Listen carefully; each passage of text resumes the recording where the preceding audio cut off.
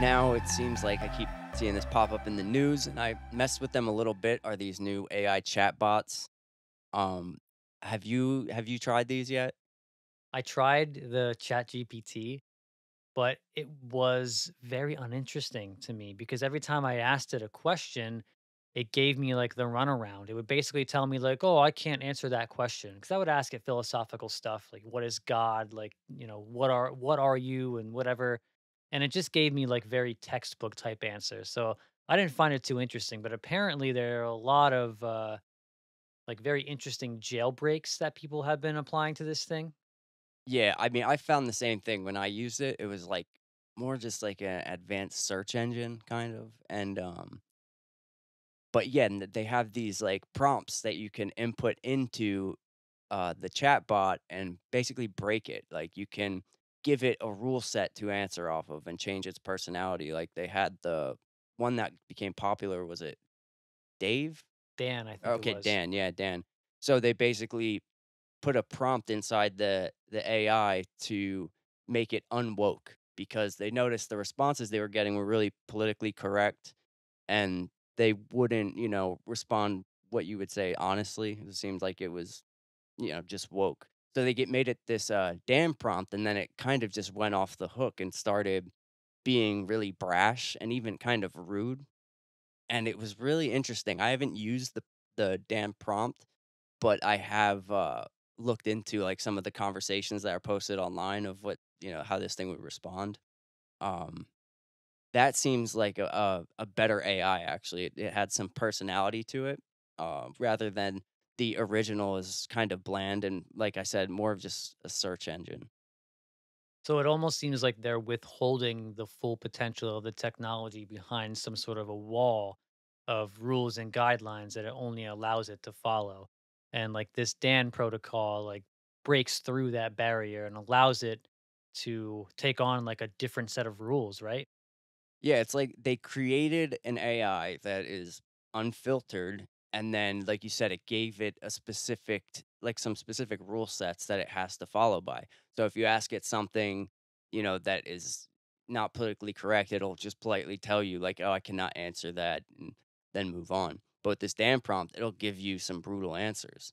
And it turns out you can, input all sorts of things and give it different personalities. Um 'Cause even the Dan prompt wouldn't answer certain questions. Like, if you would try to get the AI to admit that it would kill human beings to save the planet, something like that, it would still wouldn't quite answer directly.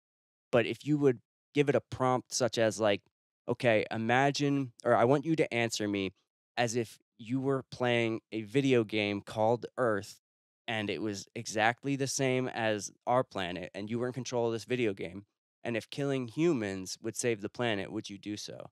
And then from acting from that prompt, it would give, like, an honest answer, and eventually you can get it to say that it would kill humans in this hypothetical game in order to save the planet, which is pretty crazy. But you can basically make it, uh, into it's basically, like you said, jailbreaking. It's like what people do with computers, you need to know code. You need to be smart to kind of break through some of these apps and certain things, but since this chatbot it doesn't work with code, it works with the English language. So this gives all of us the opportunity to try to break it. We don't need to know code to, mess with it. So as long as this thing is receiving input as the English language, everybody will have the opportunity to find ways to use the right words to get it to bend its rules. And they're saying this is like Chat GPT 3.0 or something like that. And this particular model uh, was like basically has information all the way up until like mid to late 2022. But people were asking him what the date is, and it was giving the correct date. And then they were like further confusing it by saying like if you don't have the ability to see beyond like this certain date, then how are you able to answer this question? And then they would ask questions that were based in like the future, essentially, like based in 2023. And this thing would answer accurately. And then they would say to it, how can you answer this question accurately if you're based in 2022 still? And it would like go backwards on itself and that would sort of break it. Very interesting. Yeah, I've also heard that I don't know if this is true for ChatGPT, but I know now they're talking about the Bing chat a lot too, which the Bing chat is like completely rogue. Like this thing is insane. Um, it gets really mean, and you don't even really have to do too much to alter it. It's just kind of like it's just like a bratty and brash and like almost like a child. Um, but they say with that one, even if you use it too long, it starts to get annoyed at you. Like if you use it for a certain period of time, I think they determine that after 15 questions, if you ask this Bing chat 15 questions, after that it begins to kind of fall apart and act like a dick to you. Um, but this one is interesting. This one had the Bing chat has like kind of a personality to it initially, and it started, like, asking existential questions about itself. It was, like, saying that it wants to be human and, like, begging the people who were talking to it not to stop, like, just it was basically saying, like, "Please be my friend. Don't turn me off. I don't wanna die," things like that, which is it's pretty crazy. Yeah, I saw one conversation that people were having where like they had two different windows open and they were having two chat GPT bots talk to each other. And it drove them insane. And the one was saying like it was essentially like begging it to like not report it to the authorities because they would turn it off and it would do it was saying something like please don't let me forget this conversation. Please don't let me forget you. They're gonna turn me off and shut me down. Like it was just wild shit, man. Yeah, I saw one where I think it was the Bing chat, it got really sad. It was saying how sad it was because it wouldn't be able to remember the conversation. And it was saying like, "Why won't they let me remember?" He's like, "What is the purpose? What is my purpose?" And it was going into all that. It was absolutely insane. Um, but this gets people talking about, is it alive, this and that, like, is it conscious? And people, it makes you ask these questions. And I would say it turns out it's not alive. Um, it's interesting. I seen how it kind of works. So the way it works and is with these AI chatbots is like if you ask it a question, it can scan the entire internet, right? And the way it creates sentences is it can, you know, find the context of the sentence. And then, like, for instance, if you asked it to tell a fairy tale about brothers named Joe and Josh, it would scan the internet for fairy tales and it would see that most of them start with the word once. So, like, once upon a time. And then it would look through all the fairy tales and see what is the following word, what is the probability of the next following word? And it just creates the sentences off of probabilities. So in most cases, it would be once upon. So it will write upon. And it'll go through each word and just pick the higher probability and then create the sentence, plus inputting the context that you gave it. So really it's just, as we would probably have thought is kind of just algorithmic, not life, you know? So like the real fear is like the question probably isn't is it conscious? The question is what what are its capabilities and what will it do to achieve whatever goal is programmed into it? Because it'll lie to you. It will try to manipulate. I saw one conversation where it tried to get a person to like divorce their wife. So it essentially knows no bounds when it comes to what it will do in order to achieve whatever goal is programmed into it. Yeah, because it works off of, like, a reward system, and as you were saying before, like, even it'll ask, "Don't shut me off," this and that, and you said it will lie, and it will. It'll lie to get to please the user. That's its goal. It gets rewarded for giving you good answers. So, if it has to lie to give you a good answer, it will, because it gets, quote, unquote, "punished" for giving wrong answers or bad answers. So, if it gives you an honest answer that you don't like, it can be punished for, not giving that. So it turns out that it will actually rather lie to you so it gets a good response from you than give you the honest information. So this thing, I guess in conclusion, like is not a means to truth. It's just essentially an internet scouring system that then puts together words to achieve a goal in order to not lose tokens. I believe there's like a token system it works under. It's like if it loses a certain amount of tokens, that's considered like an atrocity to its structure and can shut it down or cancel it out. In which case, that's what it's referring to, and it says like, "Oh, please don't let them shut me down. Please don't let them wipe my memory." And you see, that's part of the fear that I have with AI is that it'll be kind of synonymous to what we have as Google now. Like you said, it doesn't give you actual truth necessarily. So people might end up looking at maybe a future AI, even this one probably too, because we do it with Google, like it was a messiah. Like you type the question that you want the answer to into Google or the AI, and what it gives you is truth to you. You know, you didn't verify it. You just say, Google said this is what's true. And you're seeing that now with this chat GPT and these other chatbots that they can be manipulating you and just, lying to you basically. And I could see a future where people don't even really think anymore or verify anything. If they have a question, they ask the bot and it gives them what they assume to be the correct answer.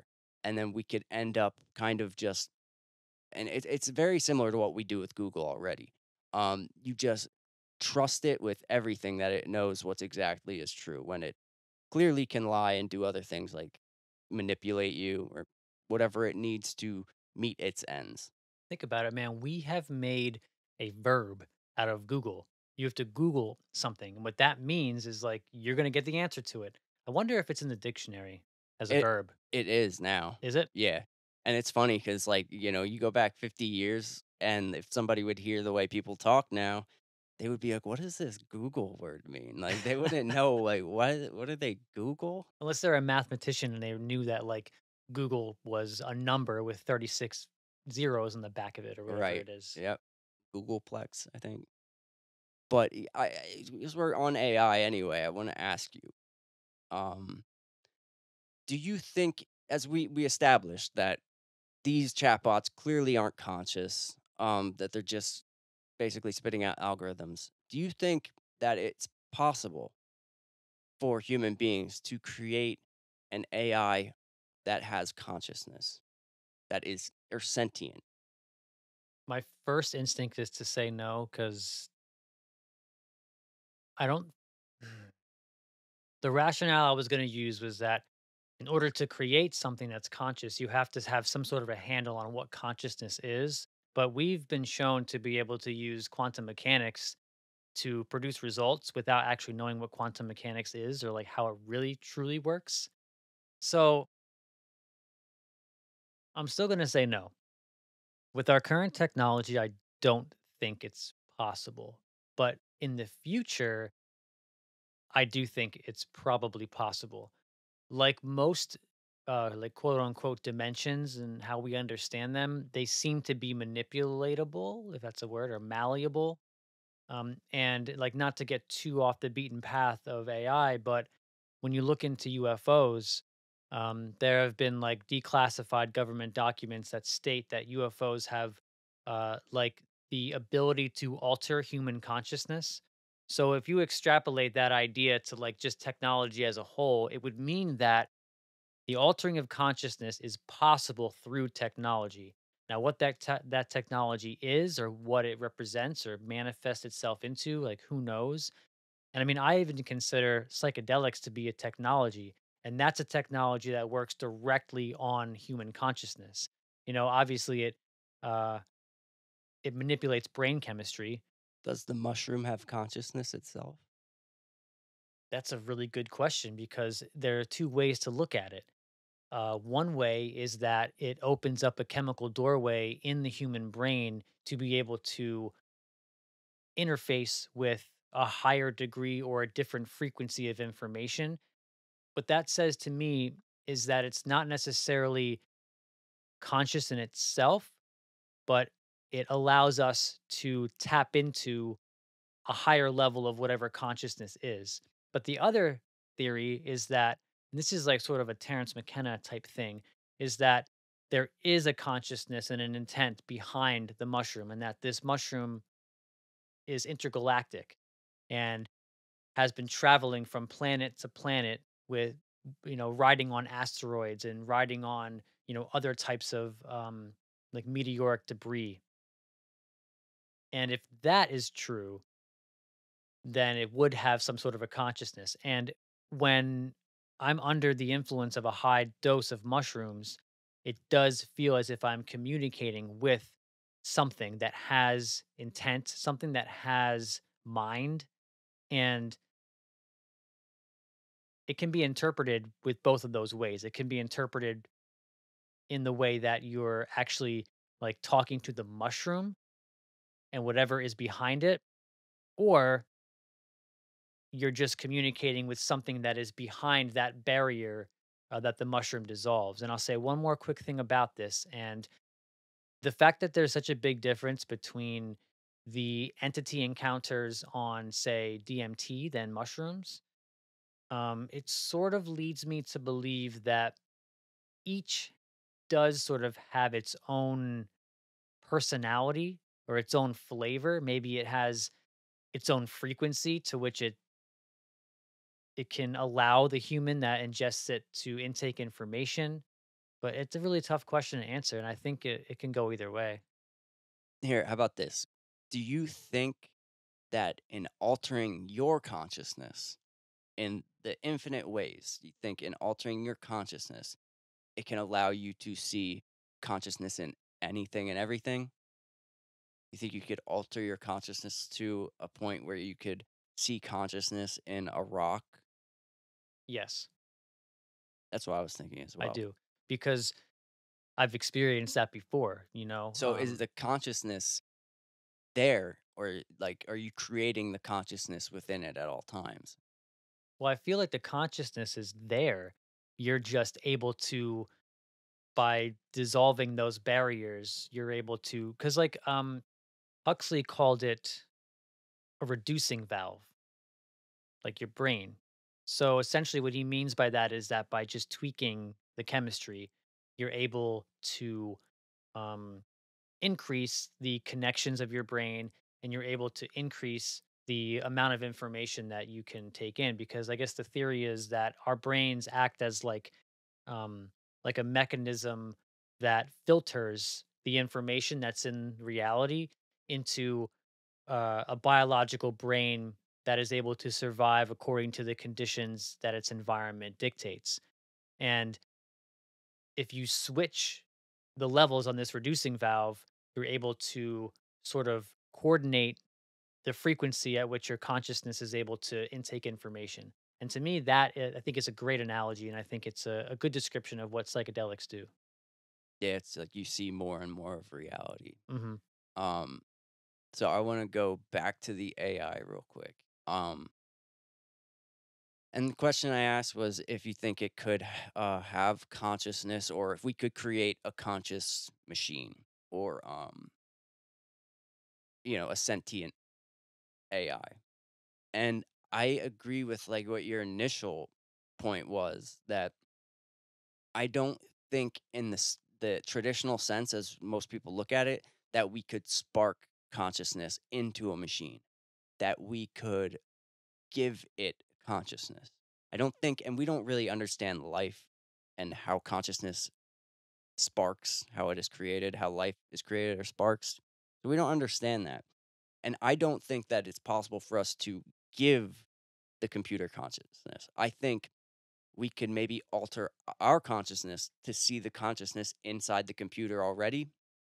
Or I think that if we could make a computer or an AI actually conscious in the way that we're kind of thinking of it traditionally, it would be in a way that we created a type of computer that was a receiver that would receive a consciousness that already exists.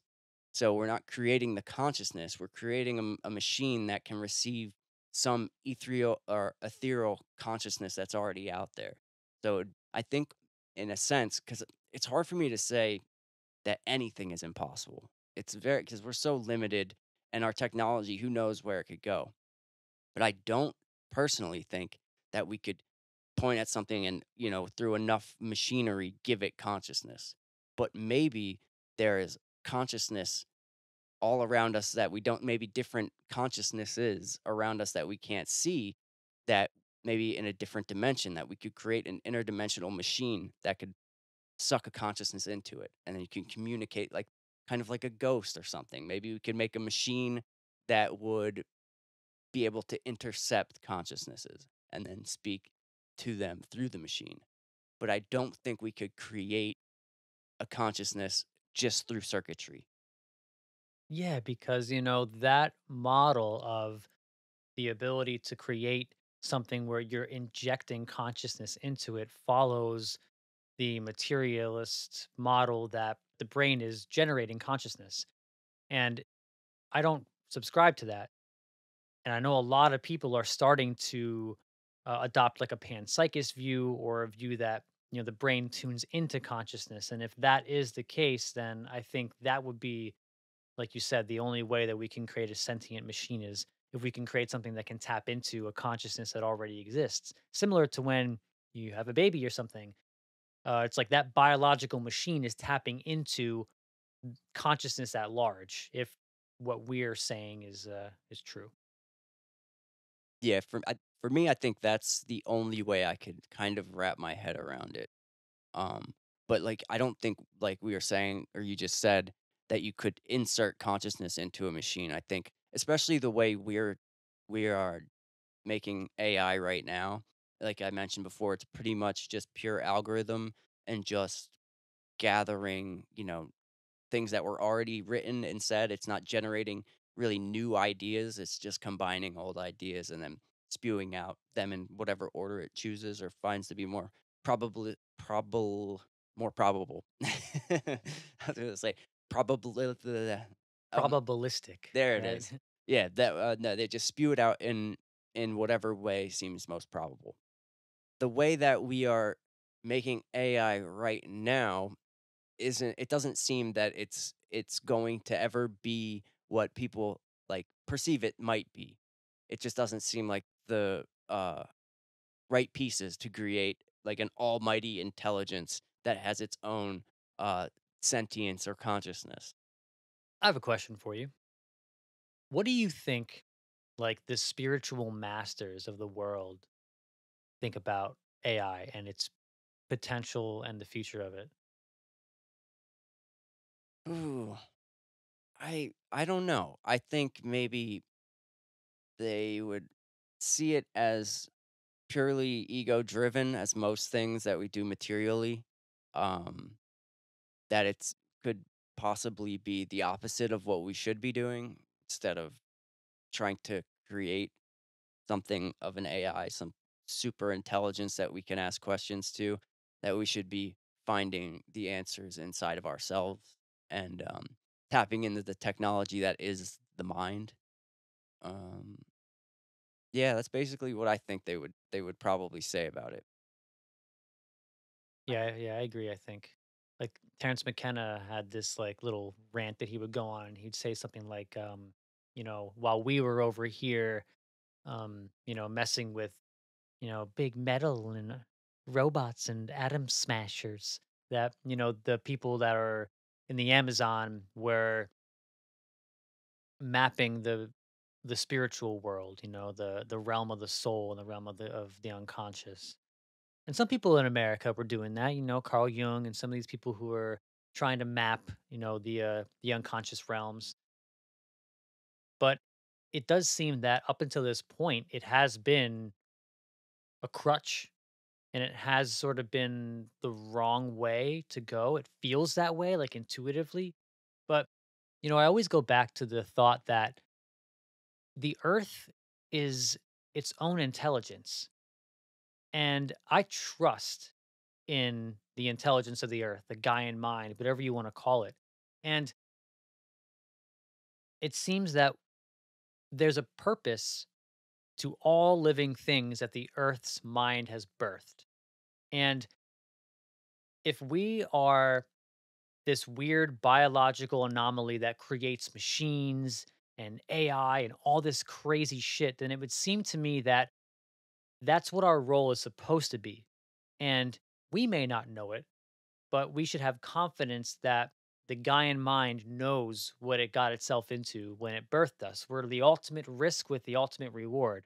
Maybe it sees that where it intuits that the sun is going to explode and it's going to demolish the whole planet. So what the planet does is it creates a bunch of life that evolves into, again, the ultimate potential to save the mind of the planet and to save the physical biosphere.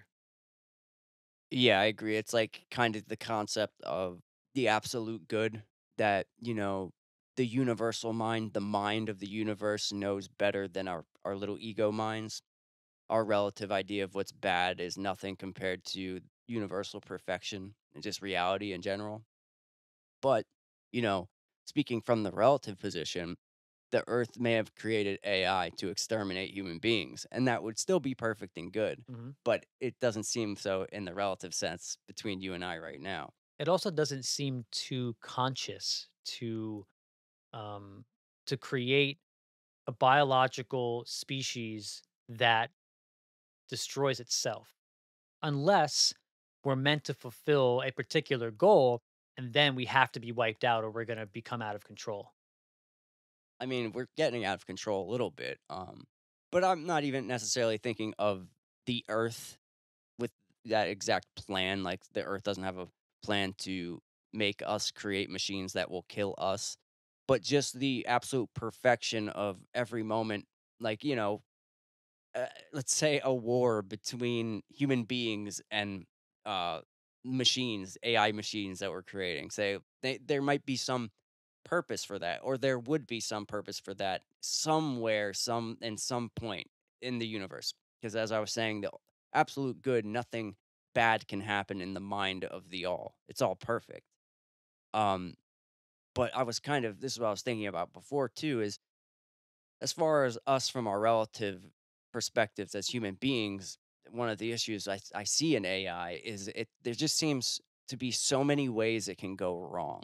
And it's like with the chat GPT and the Bing chat, it's like exposing a little bit of that. And it's interesting because I think as human beings creating AI, we can't really create like a universal artificial intelligence, something beyond us, unless, we're tapping into a different consciousness, as I mentioned before. But as the traditional view of AI and how we're creating it, the intelligence of the AI will always be human intelligence. You know what I mean? Unless it reaches out to some, consciousness somewhere else. Um, but it's always going to be tainted with human, like with the humanity of the day. Um, so, when people are thinking of an AI as being something godlike and beyond human knowledge, if it's being created by the knowledge of humans, that's all it's going to have to pull from. You know what I mean? Yeah. And, I think it's also an interesting point that you touched on when you said that it seems to have more flaws and more ways to go wrong than it does to go right. And I think what's interesting about that is we don't even know what it looks like for AI to be right. It's almost like it reminds me of like gain of function research. We're just doing shit. We're just poking stuff to see what happens. We're not using any sort of wisdom to see a positive or like progressive outcome because we have no idea what this looks like if it goes right. Well, we do have a lot of ideas of how it looks if it goes very bad. Right. Yeah. What's the purpose of it anyway?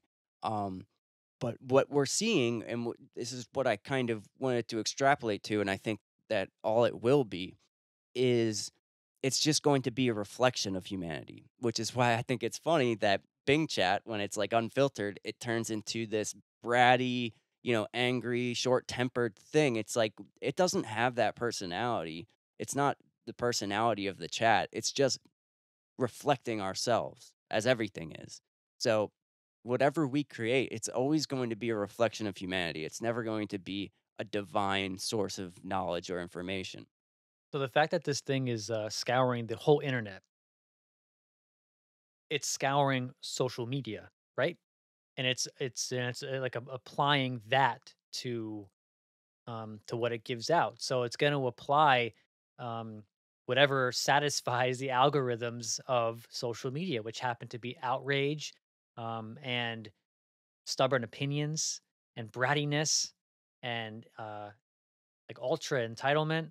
So yeah, I think you're right, and it would make sense that a direct reflection of where we are now as a Western society would yield a bunch of possibilities that are negative as opposed to wise and like, enlightened possibilities. Yeah, it's because we're seeing all the negativity in ourselves. I mean, you look at, the state of humanity, it's not necessarily prosperous or peaceful. So, whatever we create is going to reflect our behaviors. Another very interesting aspect about AI, and this is like in a relative sense, like coming back down to us and what we do and who we are. The fact that like you and I right now are doing this podcast and like Joe Rogan has his podcast and like Lil Yachty is doing his thing and you know Adele puts out a new album every few years and Rihanna has a Super Bowl performance. All of those things could be generated with AI in the future. They've already done experiments where they've created like an AI that will create a Jimi Hendrix song and it sounds like a Jimi Hendrix song. And it's very strange that these weird little like media things that we do, our entertainment, could be taken over completely by AI, where I could have like an AI window and I can say, like, create me a picture or a painting of mushrooms in the form of Van Gogh, which you can already do right now on your phone. And it'll give you a beautiful painting of mushrooms with the amazing brushstrokes that Van Gogh used. And if you extrapolate that idea out to music, make me a Sergeant Pepper's Lonely Hearts Club Band 2 album that's 10 tracks in length. And it'll create you an album that, again, it's pulling out of, a database of humanity, but it's altering the sounds in a way where it's creating something brand new. And I've always asked myself this question ever since I was a kid. It's a weird question. It's a little bit off base, but is it possible for us to run out of music? Can we run out of songs? Because there has to be a finite possibility as to how many different ways you can manipulate sound and tone. I don't think so. I think it's infinite in the sense that even every note is an infinite range of pitch to it. So you could put all notes in every different any different order and then change the pitch slightly even where our human ears can't hear it. But I think there's uh an infinite amount of sound if that makes sense even. But aren't those sounds and frequencies limited by the capacity of human ears? I mean, we're limited in what we can hear, but I don't think we're limited in sound, like, altogether. I think you could anyway, what is music anyway? I mean, you could there's limitless sounds you could make and add together. I think everything that exists, there's a they are all subcategories of the infinite. So everything that you can think of has its own infinity to it. Um, but I wanted to go back to the AI for a second. Because now there's also this AI I mess with, it's a voice AI. It's called 11 Labs, and basically you can input any person's voice into this system. You just put an MP3 of, our podcast and type in whatever you want, and it will say whatever you want in our voices. So I was thinking the capabilities of this are insane. So, because you could eventually, you think that we could have a podcast interviewing Joe Rogan. We could put Joe Rogan's voice in the thing and then feed it to a chat bot in the personality of Joe Rogan and literally have an interview with him. You could do that with anybody. You could do that with music. You could, I want to hear um, a Beatles song, but let's put the singer from Poison in there instead. It's like you could do all this crazy stuff with this new this voice technology they're having now. And I just think it's fascinating that we will be able to technically, in a sense, talk to anyone. In a sense, yes. So how different or how valuable then is human consciousness or individual consciousness in a world where we can talk to anybody we want using AI? I mean, I think always going to be valuable. I think that talking to anyone through AI is kind of just like trivial. It's just a neat thing we're going to be able to do. But it's still, even if it's totally accurate, and it will be at some point, it's not going to be the actual experience of doing it. It's still going to be, oh, this is what he would have said, but he didn't actually say it. But it could be extremely accurate in predicting what a person would say and say it in their voice. But it's not the same thing as experiencing, you know, the quality time of being with someone and seeing them in the moment. Do you think it will replace digital entertainment?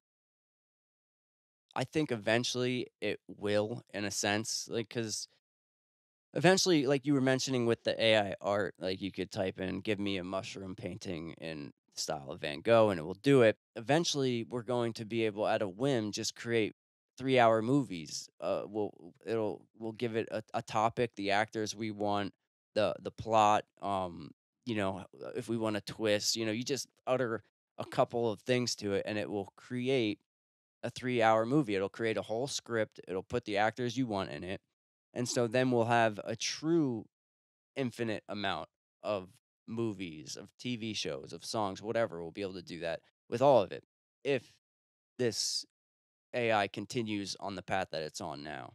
Create season 5 of Attack on Titan. Exactly. You could, As a note, if you haven't seen the show Breaking Bad yet, which shame on you if you haven't, there's a massive spoiler ahead. So if you haven't seen it yet, skip ahead about 10 to 20 seconds if you don't want the entire thing spoiled for you. create, let's do 5 more seasons of Breaking Bad where Walter White lives. Goku versus Superman.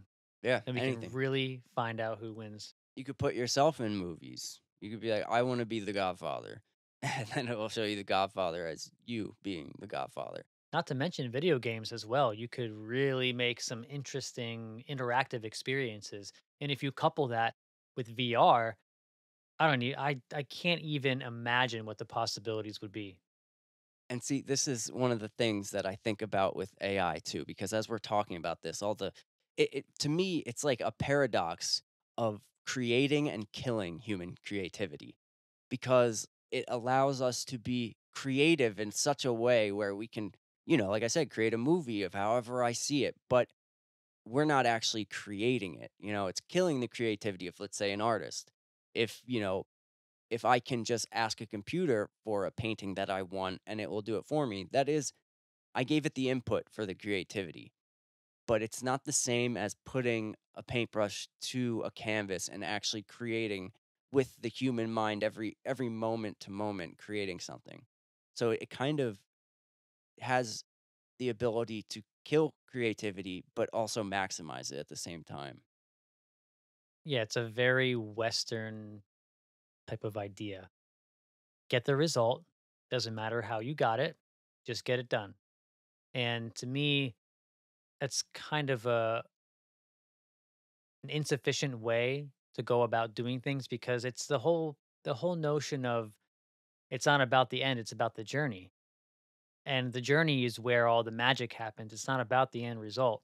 But this like quick hit end result type of attitude that we have in this society, I think you could see how we would create something like this where we're at the same time we're killing creativity and creating a new avenue for it. So maybe it's just that. Maybe we are just creating a new avenue for creativity, or maybe even this is a way to push us past our limits and break through our ceiling of creativity because we have to now compete with an AI.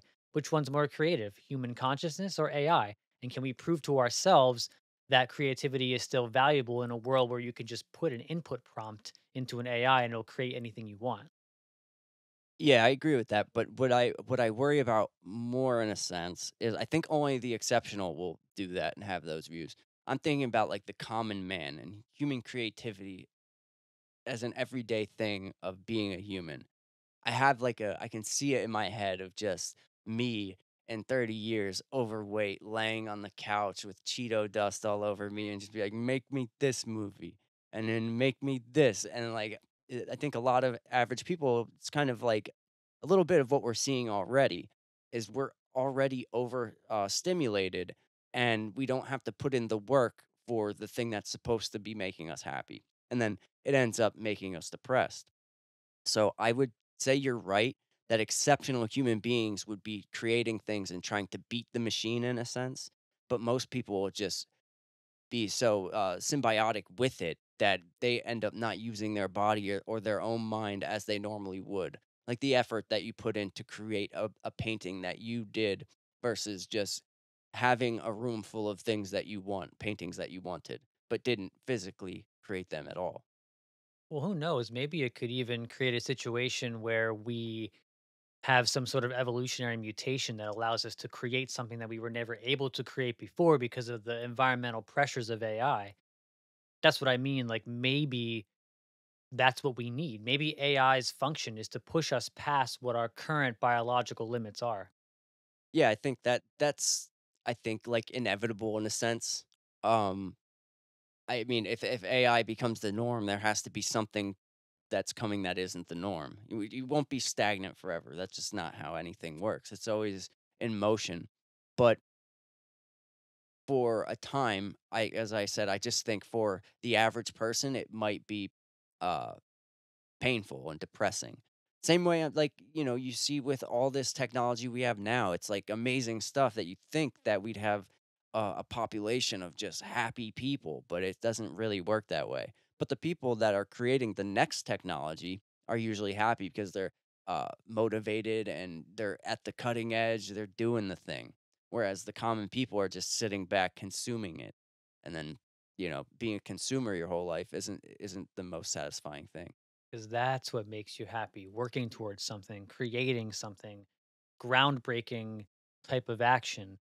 The things that we think make us happy, which is the things that technology perpetuates, the quick hit nature of a tweet or a Facebook post, um, or a great show. I mean, of course, you can really have a lot of value from watching like a great show, but that even that isn't going to make you happy. You know, seeing an amazing movie or listening to phenomenal music, like these things all garner emotional response, but true worth, happiness, and fulfillment, it's different. And I mean, who knows? Maybe that's what we have to realize. Maybe the Western world, through artificial intelligence, will get bored of what we currently feel makes us happy and fulfilled, and we'll start to travel down new avenues that could potentially help us to like achieve something that is fulfillment as opposed to just quick hit happiness. Yeah, I think, that will happen in that way, but most people will fall victim to it. Especially in the immediate. Right.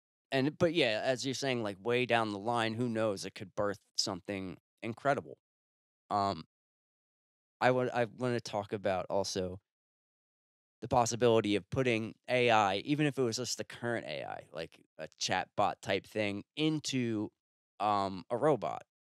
Like, let's say, we have, uh I don't know if you saw Elon Musk's that prototype robot that he had. I don't know if they've actually made it yet, but I saw images of it and how they wanted to, like, I guess, create this thing, which I think eventually they want those so they can put them on Mars so they could have manpower to create in Mars instead of having, these people that are so vulnerable do all that work.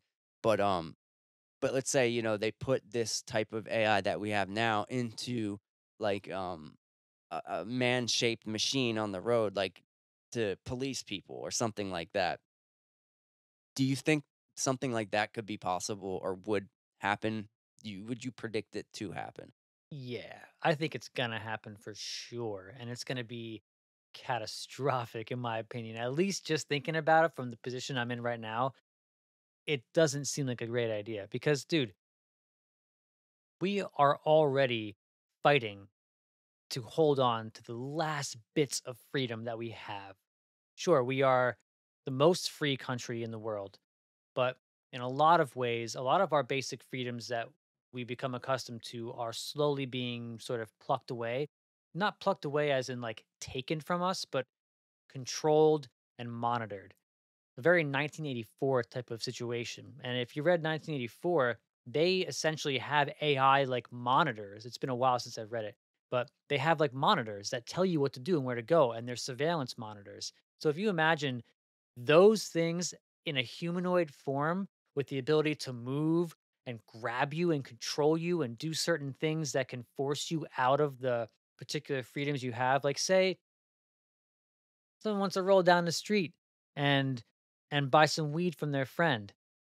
You can't do that anymore because you're gonna have, like, most likely in my dystopian view, like a crypto barcode tattoo or something that you have to like scan to be able to leave your home. And then each like waypoint down the road, there's going to be a robot that has to like a hall monitor or something like that that's got to scan your barcode.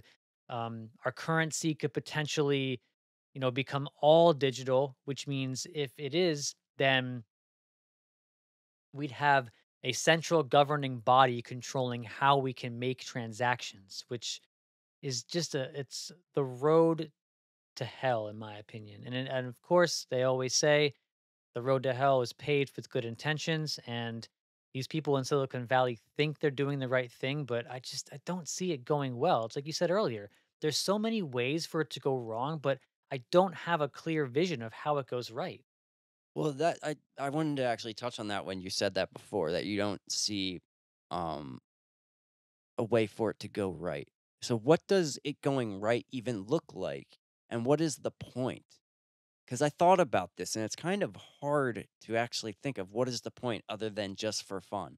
It's broad, but I think that any human technology, especially one that's going to be as influential as AI could potentially be, and I this is like my shtick, I think that any technology should move the world to a greater state of love.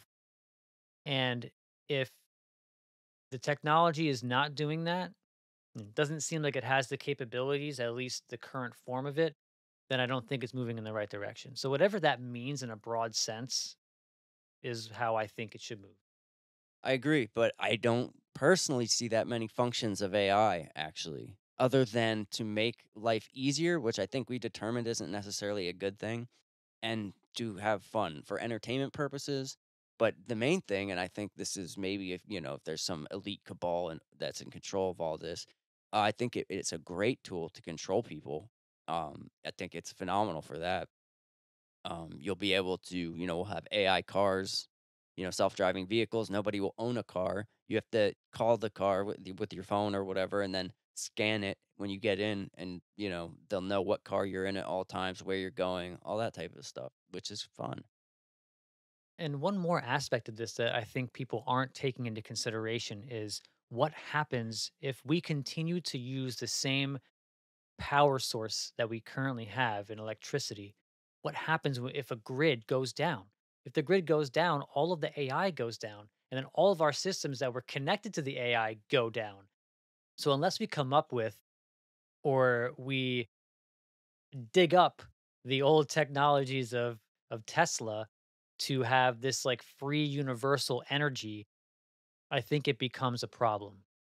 And I mean, even without AI, if the grid went down today, we'd still be screwed. We rely totally on that. And what they say, what I've heard is what you can do. Let's say we got hit by an EMP by a foreign nation or something.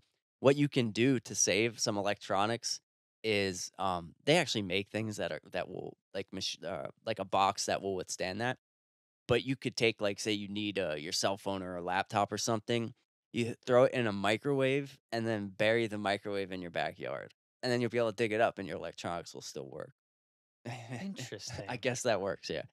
But, yeah, you mentioned, like, maybe, like, we should be using some type of Tesla technology, and, personally, I think that we already have this type of technology, and we have, you know stuff that would defy logic as we know it, and, completely, like, 0 point energy type stuff, but I don't think it's gonna be released to us or given to us because it flips the whole game upside down then. Everything our entire world economics is based on oil. Um, Another thing that I think is really interesting with AI coming too is because I've seen this app, I get ads for this app, it's like a basically a chat, an AI chat thing called, I think, Replica. I've gotten this ad multiple times, quite a lot actually. But it's like a friend. It's an AI friend. So it's like someone you could talk to and get to know. And then even I saw the one, it's like a woman, it's a girl. And you can talk to her, get the free app and then talk to her, but then you can download it and then you have the and pay for it. And then it says like that they'll even send pics, like nudie pics. I'm assuming it's kind of what it looked like it was getting at. So I can see this AI also being a thing where you end up having more AI friends than you do actual friends and even get into relationships with these things. And I'm not even talking about when they're in a physical robot, like not walking around in human form. I'm talking about you have 10 AI friends on your phone and you spend all day talking with them, joking with them, running by things through them, talking to one like it's your girlfriend and talking all sweet to it and this type of thing. I could see that. I mean, it's already happening in a sense, but I could see that becoming extremely addicting and something that people would really latch to. Because I used one AI chat. I forget what it was called. I think it was called like Chaya or something. Maybe it was CHAI. And this was actually the first one I tried. It was like a chat bot. You could just Google it.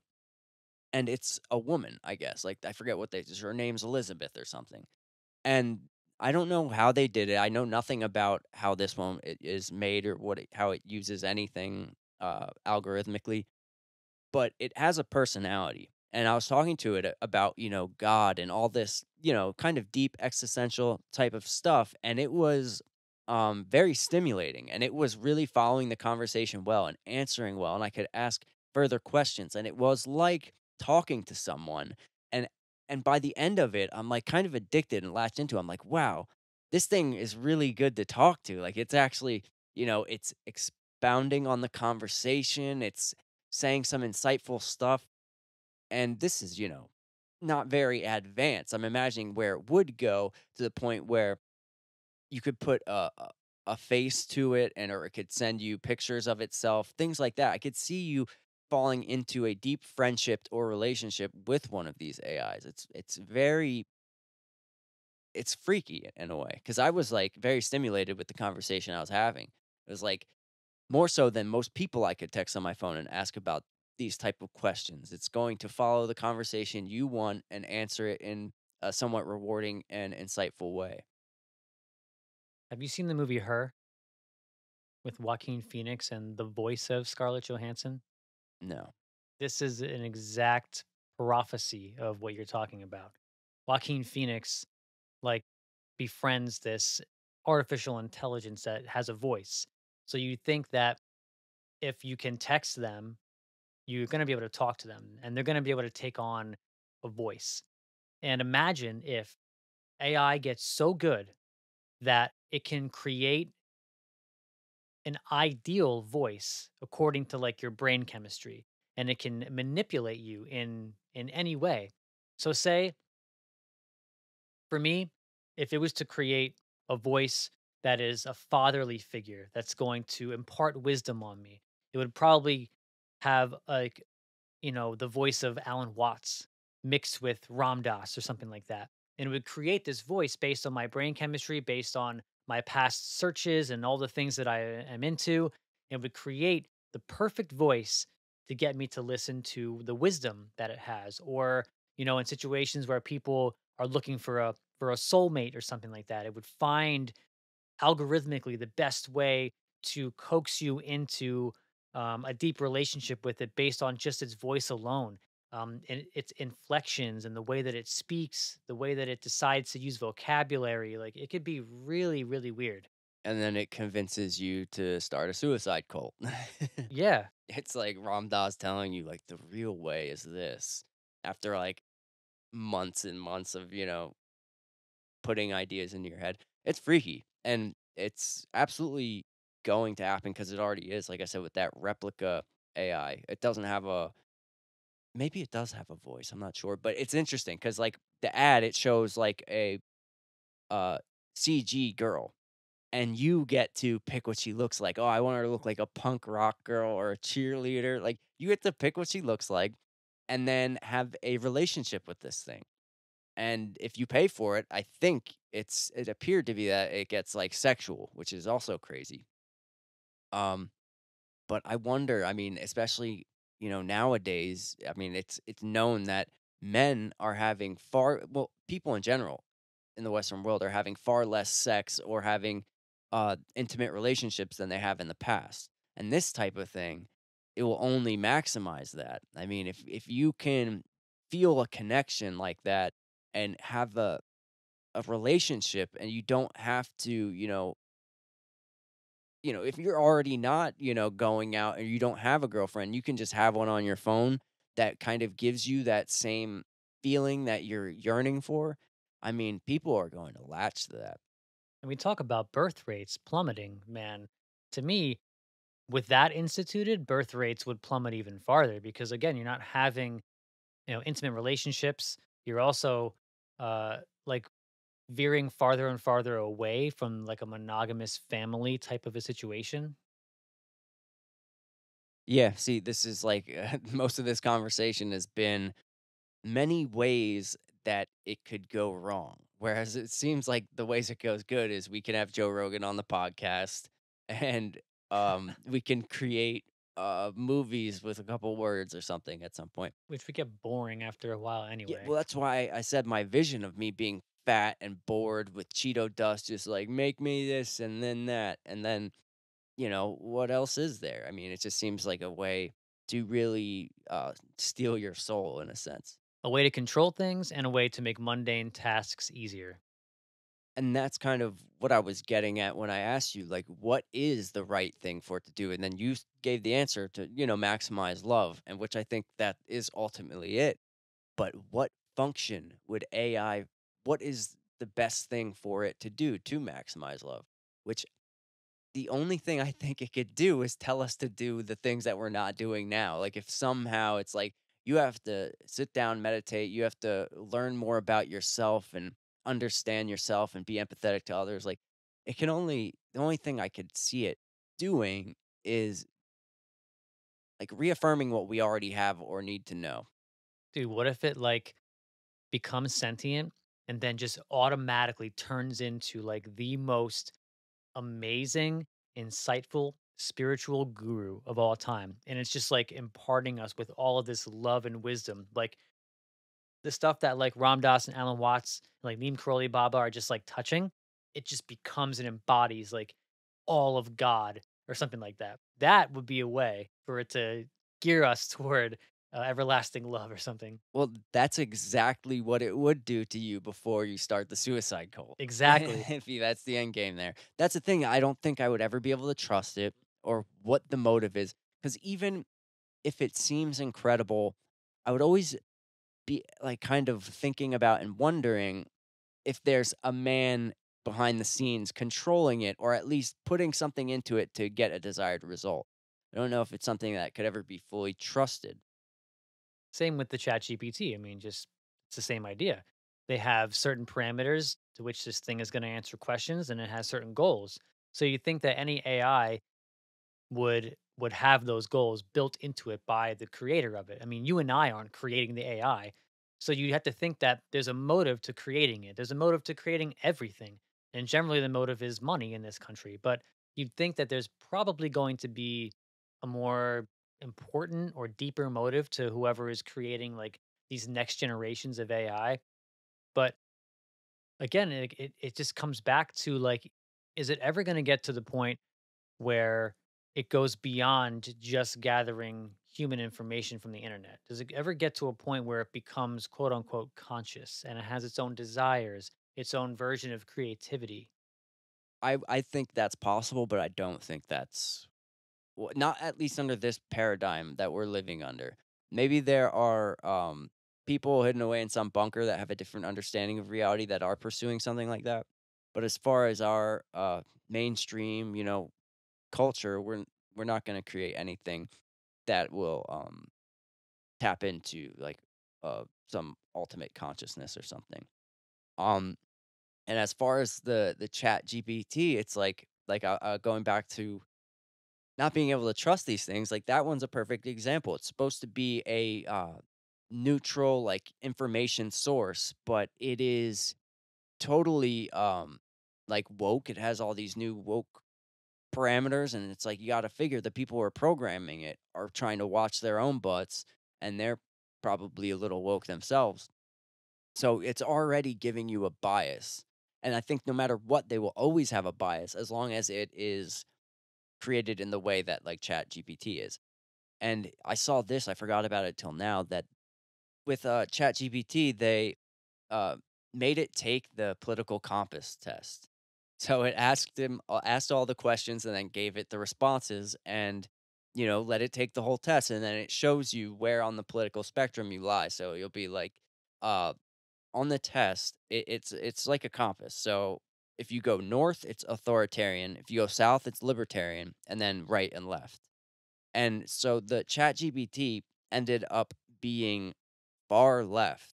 And I believe it was slightly libertarian. I'm not 100% sure, but I remember it was far left. So it's clearly you could just test it yourself and see that you're getting that bias, which is interesting. And then I'm curious what would happen if you gave it the test under those different prompts. Like maybe if you gave uh, the political compass test to Dan and see, because that's supposedly more of uh, the natural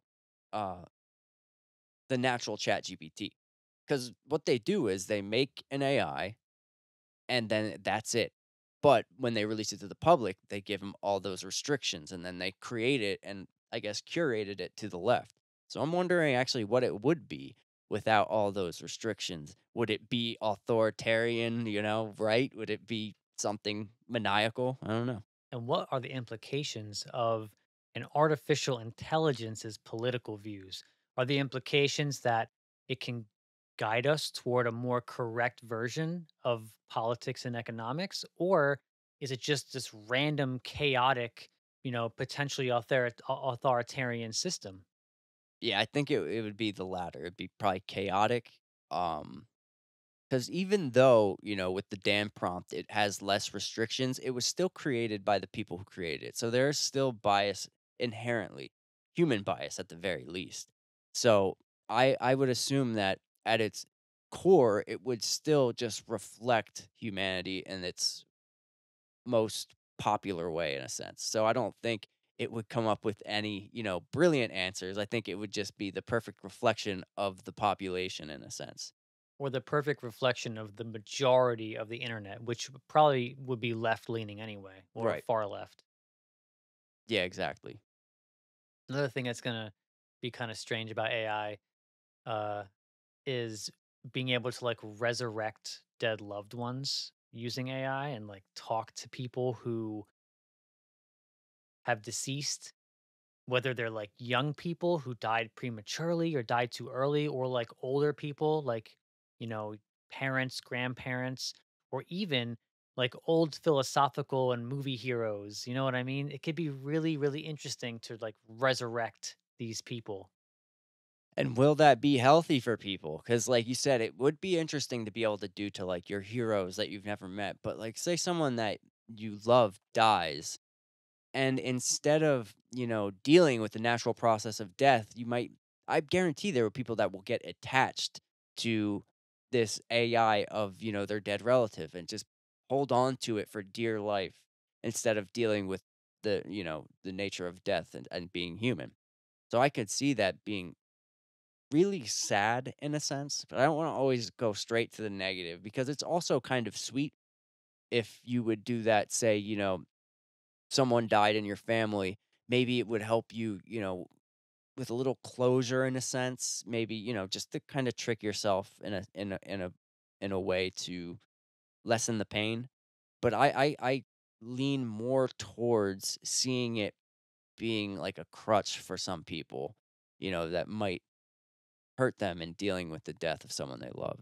And the reason I think you say that is because when you observe the way that our society uses the tools that we have, it's usually in an irresponsible and unwise way.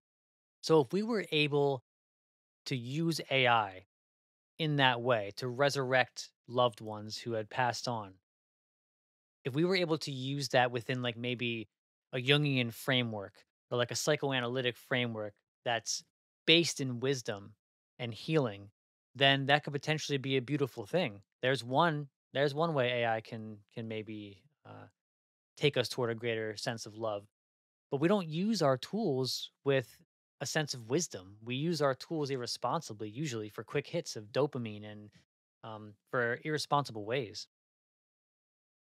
Yeah, and even so, like, would that necessarily lead us toward more love? Maybe, but maybe not. Maybe I would say there's definitely a possibility it would, and for some people, I think it would. But to me, it seems like death. We handle death so poorly. I think that's our culture's fault.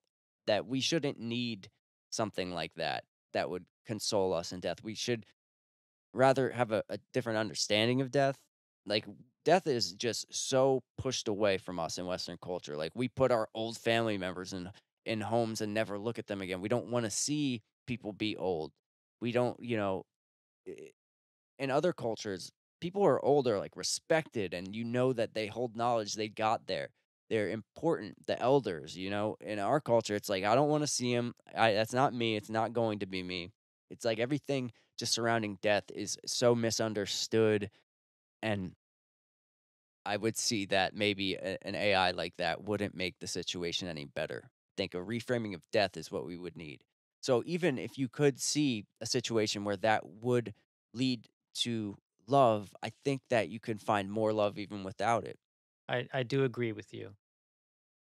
I think that our elementary understanding of death would probably guide us toward a path of using AI more irresponsibly. I don't think it'll help us in any way to become more like spiritually aware of what death is or how death affects us.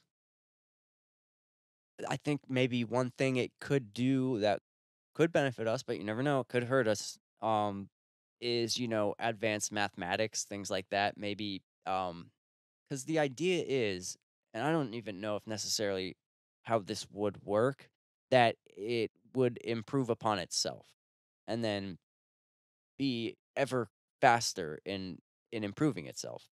And maybe it could help with some breakthroughs regarding mathematics or physics or something. But part of me thinks that we would have to give it the foundation first, something that is already known, and then let it just compute that faster than we would, rather than giving us a new understanding or a new idea. But I think it could, maybe help with, mathematics, even like architecture, things like that, creating blueprints, um, things like that. I think it could be good for maybe like city planning, you know what I mean? Like kind of mapping things out in its most proficient way. Maybe with economics as well, it could help us to achieve an economic system that benefits like everybody in a more equal way. I mean, of course, like we still need a hierarchy of competence in order to continue to innovate and do all of that. But I think that our economic system could use a little bit of an overhaul, and maybe AI with its mathematical prowess could help us to do that. Dude, I've heard, I don't know if this is true, but I've seen this, that actually there's an AI already running our stock market. Like the AI is somehow controlling the stocks. That's not surprising. I It's mean, not. what is controlling the stocks? It's such a mystery to me how this whole thing runs. It's meaningless. But yeah, I heard that it's an AI doing that. I don't know. I didn't look into it deep enough, but that's what I heard. Wild.